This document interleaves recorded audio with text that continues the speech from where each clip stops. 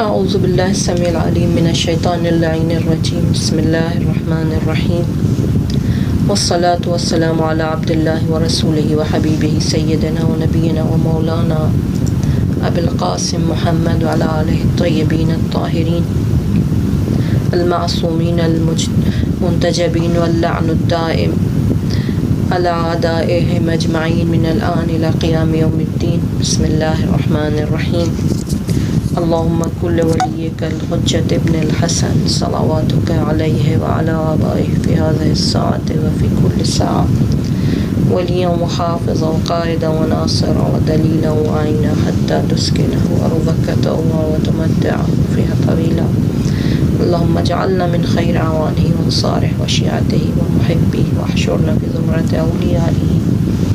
والمستشهدين بين يديه رب اشرح لي صدري ويسر لي امري واحلل عقدة من لساني يفقهوا قولي۔ ہفتے کے دن جناب زہرا سلام اللہ علیہ کی دعاؤں کے بارے میں آج ہم آپ کے سامنے جو ہے بیان کریں گے۔ آپ کی دعائیں جو ہیں وہ بہت زیادہ گہرائی پہ مشتمل ہیں، جن میں سے کچھ بزرگ جیسے جناب صفائی حائری جنہوں نے ان دعاؤں کی عرفانی جو ہے وہ تشریح جو ہے وہ بیان کی ہے، اور آپ کا مقام جو اتنا بالا ہے کہ ان دعاؤں کے فہم و درک سے جو ہے ہم عاجز ہیں، اور اس کے لیے جو ہے وہ بہت زیادہ گہرائی میں جانے اور علم اور عرفان کی ضرورت ہے۔ آپ کی روزے ہفتہ کی جو دعا ہے اس میں آپ نے جو ہے وہ رحمت الہی کی طلب کی ہے، اور جیسا کہ ہمیں معلوم ہے کہ ہفتے کے تمام ایام جو ہیں وہ معصومین علیہ السلام سے منسوب ہے، جیسے ہفتے کا دن رسول خدا سے منسوب ہے اور رحمت کا دن ہے، اور پروردگار عالم نے جب اس کو خلق کیا تھا اسی دن سے یہ سیدھا رہا تھا، یعنی ہفتے کا دن رسول خدا سے منسوب ہے، اور اتوار کا دن امیر المومنین اور جناب زہرا سلام اللہ علیہ منسوب ہے، پیر کا دن جو ہے وہ حسنین علیہ السلام سے، منگل کا دن جو ہے وہ ان کے بعد جو تین امام ہیں ان سے، اور بدھ کا جو دن ہے وہ ان کے بعد جو چار امام ہیں ان سے منسوب ہے، جمعرات کا دن امام حسن عسکری اور جمعہ کا دن امام زمانہ کا دن ہے۔ اور جو لوگ سیر و سلوک کی راہ میں آنا چاہتے ہیں انہیں چاہیے کہ تمام دن اور رات میں ان کی توجہ رہے ان ایام کی طرف جو کہ اہل بیت علیہ السلام سے مربوط ہیں، جو پروردگار عالم سے اپنا رابطہ بڑھانا چاہتے ہیں، کیونکہ ہم ان دنوں کی زیارات میں پڑھتے ہیں کہ ہم اس دن آپ کے مہمان ہیں، اور ہم یہ جانتے ہیں کہ آپ بہترین مہمان نواز ہیں، فاجرنی واغفنی، کہ آپ ہمیں پناہ دیں اور ہمیں اپنا مہمان بنائیں۔ اور اگر واقعی کسی شخص کی توجہ ان زیارات کی طرف اور اہل بیت علیہ السلام کی جانب ہو تو اس کی زندگی میں یقیناً جو ہے وہ کشادگی کا باعث ہوگی۔ اور ایک انہی امور میں سے جو کہ ہمیں بزرگوں نے اور اساتید نے بتائے ہیں وہ یہ کہ جب ہم روزانہ کھانا بنائیں تو اہل بیت علیہ السلام جن کی اس دن کی زیارت جو ہے وہ بتائی گئی ہے، جیسے کہ ہفتے کے دن جو ہے وہ اس کھانے کو ہم رسول خدا کو نذر کریں، اور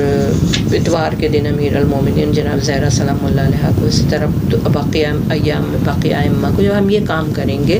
تو ایک طرح سے ہمارے گھر والے جو ہیں گے وہ ہم ہوں گے وہ ہمیشہ جو ہے وہ ایک طرح سے ائمہ اور معصومین کی نظر کا کھانا جو ہے ایک طرح سے کھائیں گے، اور واقعاً یہ ہماری جو روحانی جسے کہتے ہیں نشو و نما میں اس کا بہت زیادہ اثر ہوگا، کیونکہ ہم جو کچھ بھی کھاتے ہیں اس غذا کا اثر ہوتا ہے ہماری روح کے اوپر، یہاں تک کہ اگر ایک آیت قرآن بھی اگر پانی کے اوپر پڑھی جاتی ہے تو اس کی تاثیر ہمیں نظر آتی ہے، جو کہ اس پانی کے مولیکیول کے منظم ہونے کا سبب بنتی ہے۔ جیسے سورہ یاسین اور دوسرے آیات ہیں قرآن کی اگر ان کو قرآن پہ اور دوسری جماعتات پہ پڑھا جائے تو ان کا اثر ہوتا ہے، حالانکہ ہم یہ گمان کرتے ہیں کہ ان میں روح نہیں ہے، لیکن پروردگار عالم نے ان مخلوقات میں بھی جو ہے وہ درک اور فہم عطا کیا ہے، اور جب ہم ذکر کرتے ہیں اور کوئی دعا ان پہ پڑھتے ہیں تو اس کا نتیجہ جو ہے وہ اثر جو ہے وہ یقیناً ہوتا ہے اور اس پہ اثر کرتا ہے۔ اور واقعاً اگر ہم یہ چاہتے ہیں کہ علوی، مہدوی اور فاطمی گھرانہ جو ہے وہ ہمارا گھرانہ ہو، تو ہمیں چاہیے کہ روحانیت کو جو ہے وہ اپنے گھر والوں میں اور اپنے گھر میں جو ہے وہ اس کی تقویت کریں، اور کیونکہ یہ تمام جو امور ہیں وہ گھر والوں کی روحانیت کی جو راہ میں ہے اس کا میدان جو ہے وہ ہموار کرتے ہیں۔ اور اس ہفتے کے دن کی دعا میں جناب زہرا سلام اللہ علیہ فرماتی ہیں اللہم افتح لنا خزائن رحمتک وہب لنا اللہم رحمتا لا تعذبنا بعدها فی الدنیا والآخرہ وارزقنا من فضلک الواسع رزقا حلالا طیبا ولا تحوجنا ولا تفقرنا الی احد سواک وزدنا لک شکرا والیک فقرا وفاقتا وبک عمن سواک غنا وتعففا اللہم وسع علینا فی الدنیا اللہم انا نعوذ بک ان تزوی عنا وجهك في الحال عنا وجهك في الحال ونحن نرغب إليك فيه اللهم صل على محمد وعلى محمد وأعطنا ما تحب واجعله لنا قوة فيما تحب يا أرحم الراحمين۔ یہ بحر الانوار کی جلد نمبر 87 میں صفحہ نمبر 338 پہ جو ہے نقل کی گئی ہے یہ دعا آپ کی، اور اس کے 4 حصے ہیں کہ جن کی ہر سب کی جو ہے وہ الگ الگ اہمیت ہے۔ اور جیسے کہ پہلا حصے میں آپ فرماتی ہیں اللہم افتح لنا خزائن رحمتک، خدایا اپنے رحمت کے خزانوں کو ہمارے اوپر کھول دے،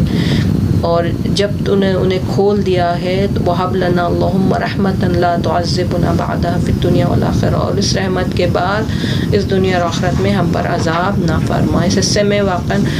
خدا کے جو خزانے ہیں ان کو یاد کیا گیا ہے، اور وہ رحمت جو ہم پروردگار عالم سے چاہتے ہیں دنیا اور آخرت میں کہ اس رحمت کے وسیلے سے ہم پر عذاب نہ فرما۔ یہاں پہ کیا نقطہ بیان کرنا چاہتی ہیں آپ کہ پروردگار عالم سے آپ نے فتح اور گشائش کی درخواست کی ہے کہ کھول دے اپنے رحمت کے خزانوں کو ہمارے اوپر۔ تو اس سے معلوم ہوتا ہے کہ خدا کی رحمت کے جو خزانے موجود ہیں اور وہ کبھی بھی ختم نہ ہونے والے ہیں، یعنی لافانی ہیں، جیسے کہ قرآن مجید میں ارشاد ہے خدا کے جو خزانے ہیں وہ کبھی بھی ختم نہیں ہوں گے، اور جب وہ کھلتے ہیں تو ان کے آثار جو ہیں وہ نظر آتے ہیں، لیکن ہم کس طرح سے ان کو کھولیں یہ ایک اہم چیز ہے، کیونکہ اگر یہ خزانے کھل جائیں تو ہماری زندگی سے رنج و الم جو ہے وہ ختم ہو جائیں گے۔ اور جناب صفائی حائری فرماتے ہیں کہ رحمت کی حقیقت یہ ہے کہ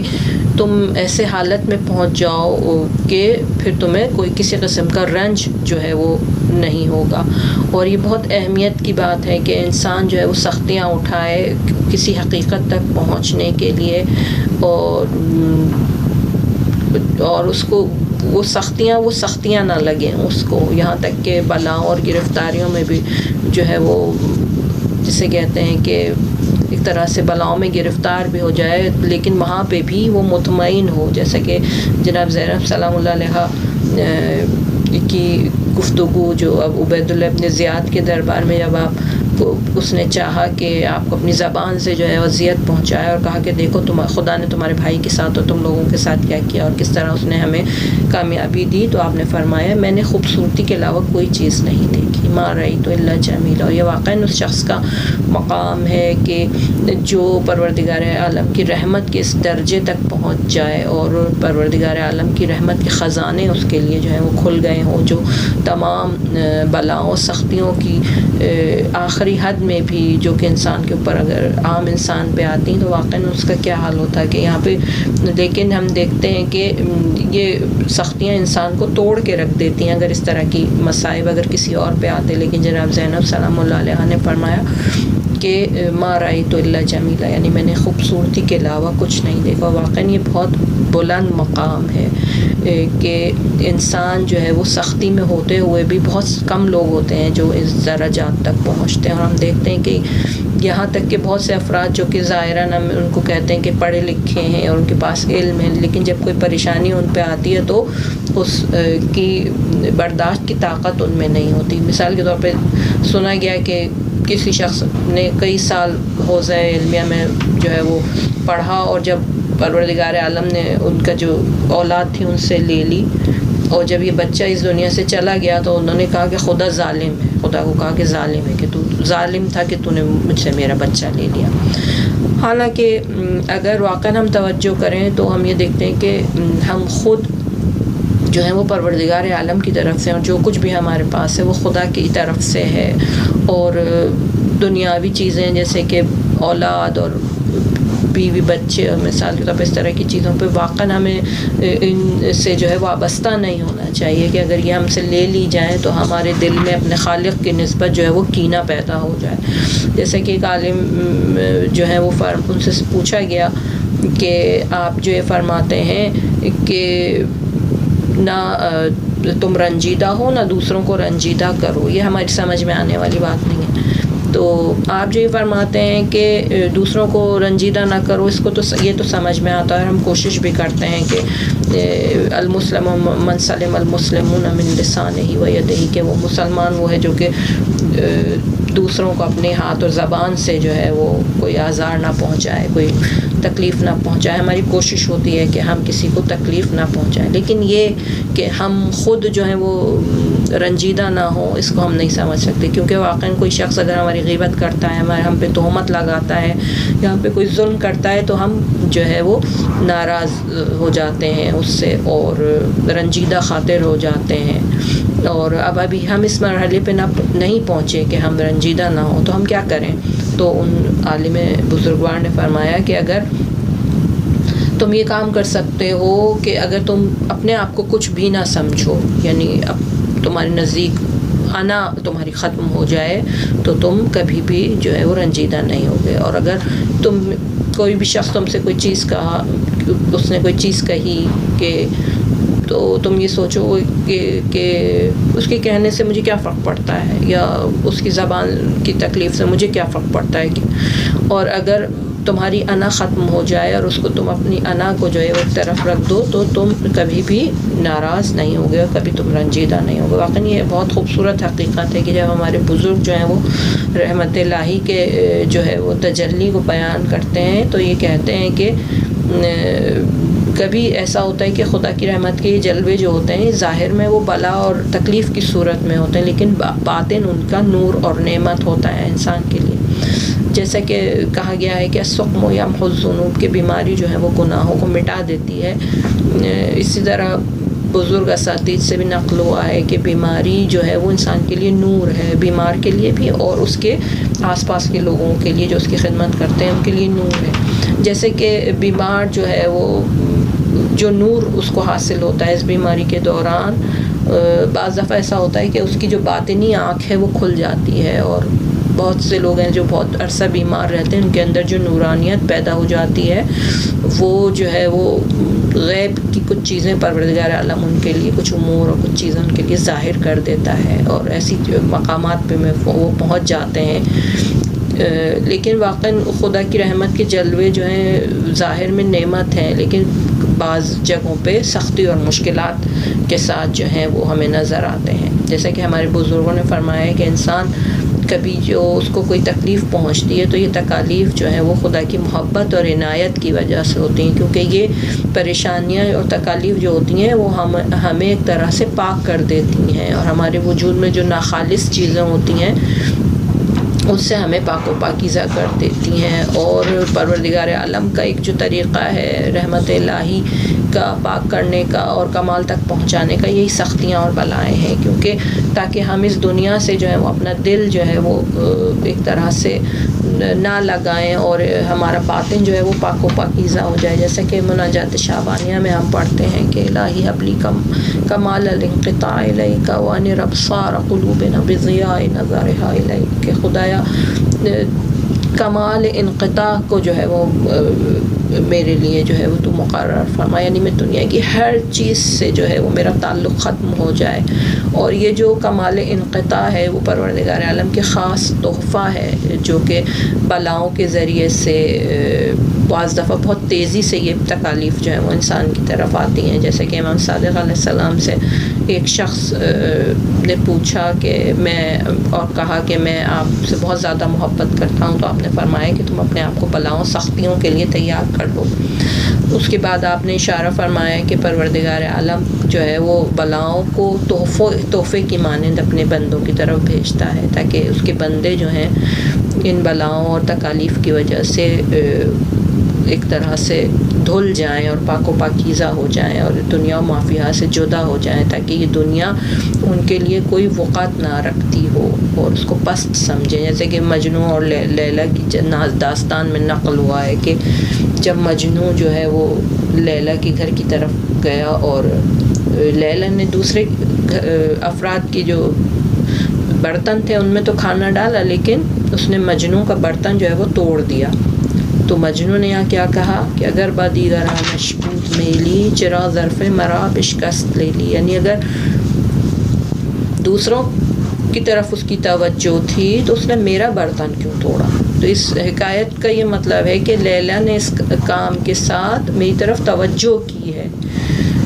صحیح ہے، یعنی اس کی توجہ میری طرف تھی، لہذا اس نے یہ کام کیا میرے ساتھ. اور خدا بھی یہی چاہتا ہے کہ اپنی بلاؤں کے ذریعے سے اپنے بندے کو پاک اور خالص کر دے، یہاں تک کہ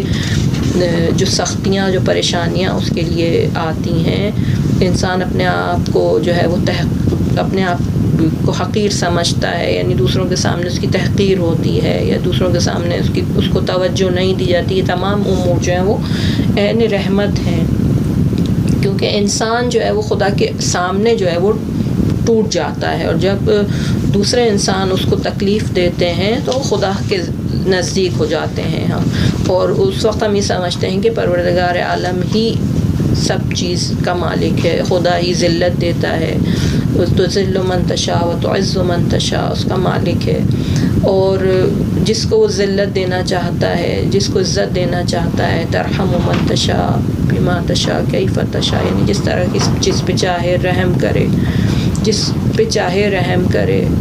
جس ذریعے سے چاہے رحم کرے، جس کیفیت سے چاہے رحم کرے. ہم اس کیفیت کو درک نہیں کر سکتے، لیکن ہم جس وقت اپنے آپ کو خدا کے حوالے کر دیتے ہیں اس وقت وہ ہماری زندگی کے بارے میں فیصلہ کرتا ہے. اور جب زندگی میں کوئی پریشانی ہم تک پہنچتی ہے تو وہاں پہ ہماری سوچ کی دو اقسام ہو سکتی ہیں، یعنی یہ کہ ہم جس شخص نے ہمیں تکلیف پہنچائی ہے ہم اس کے بارے میں یہ کہیں کہ کتنا برا شخص ہے کہ اس نے مجھے تکلیف پہنچائی ہے، یا یہ کہ ہم اپنی طرف نگاہ ڈالیں اور یہ کہیں کہ دیکھو میری خودخواہی اور انانیت جو ہے یہاں پہ ختم ہو گئی ایک طرح سے، کیونکہ میں کیا ہوں جو میں جو اپنے اوپر اتنا غرور کرتا ہوں یا کرتی ہوں کہ مجھے کوئی کچھ کہہ نہیں سکتا. اور جب ہم خدا کے سامنے جو ہے وہ ٹوٹ جاتے ہیں،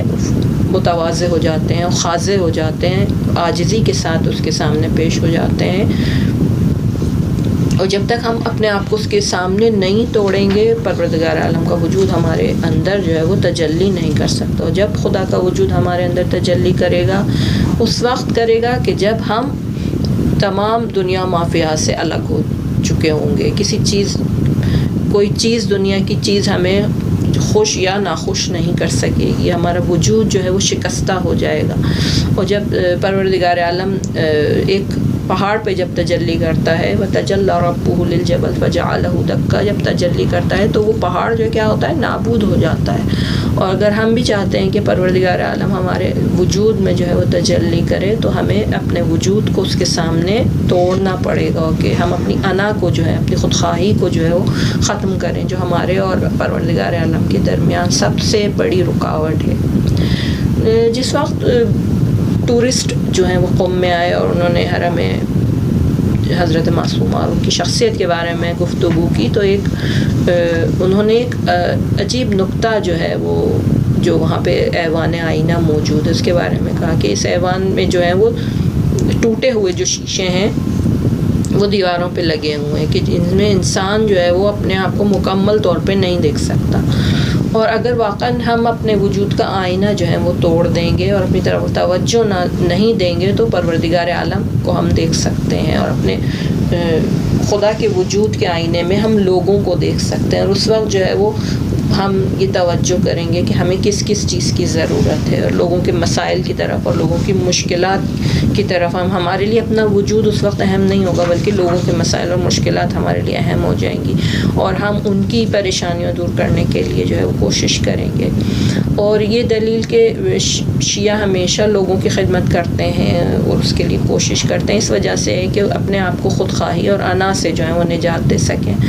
اور جب یہ شکست نفسی ہمارے اندر جب ہمارے وجود میں پیدا ہو جائے گی تو یہ خدا کی رحمت سے ہمیں ملحق کر دے گی، اور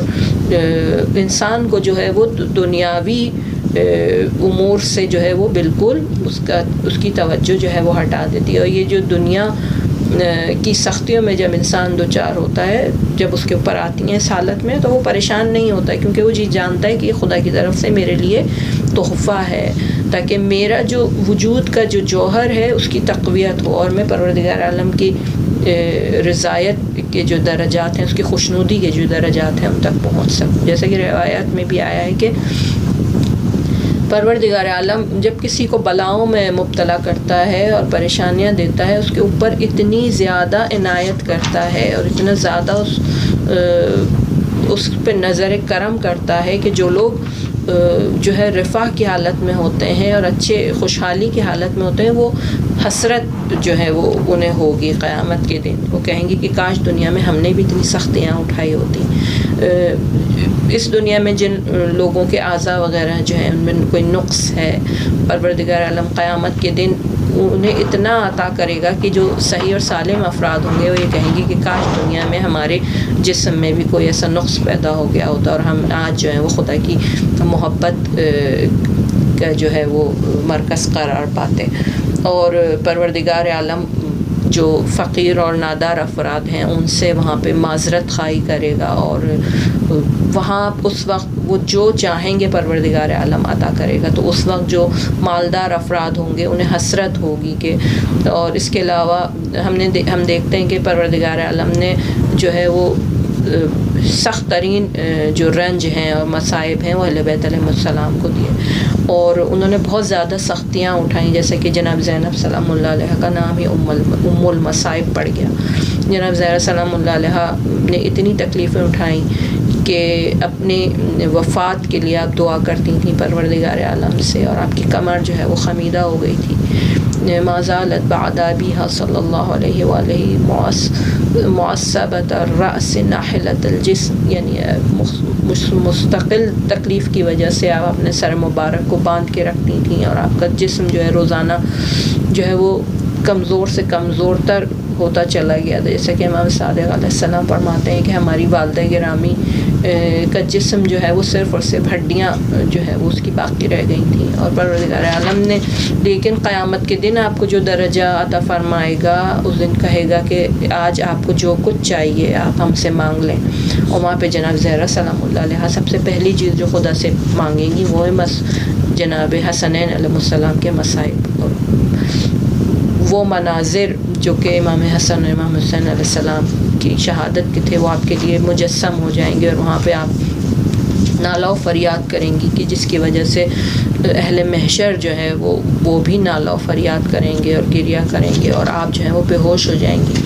ملائکہ آپ کو ہوش میں لے کے آئیں گے، اور پروردگار عالم فرمائے گا کہ آپ چاہتی ہیں کہ آپ کے دشمنوں کے ساتھ اور آپ کے اہل بیت کے دشمنوں کے ساتھ میں کیا کروں، ان کا انجام کیا ہو،